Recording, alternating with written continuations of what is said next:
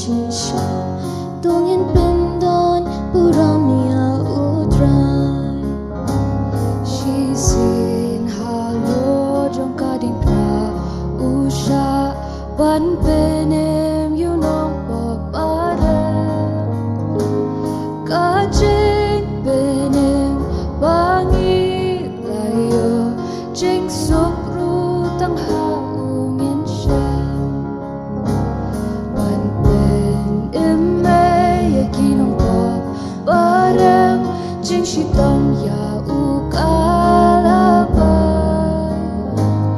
da jing ni par ula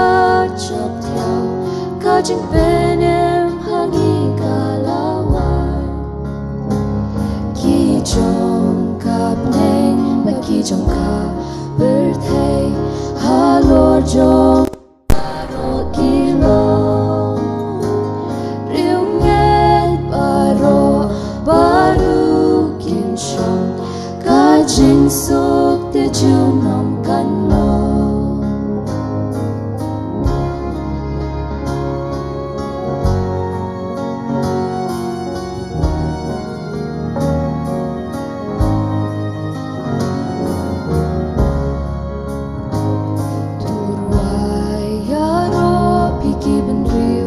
baro ulang bakrau babelata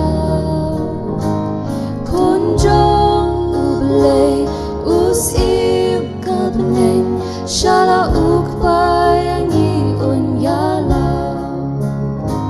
jing tep jing yap jing tum kapap la jok ulong ubakrau borta Hallelujah,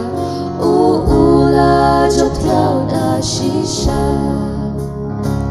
ula jok thiao da shisha.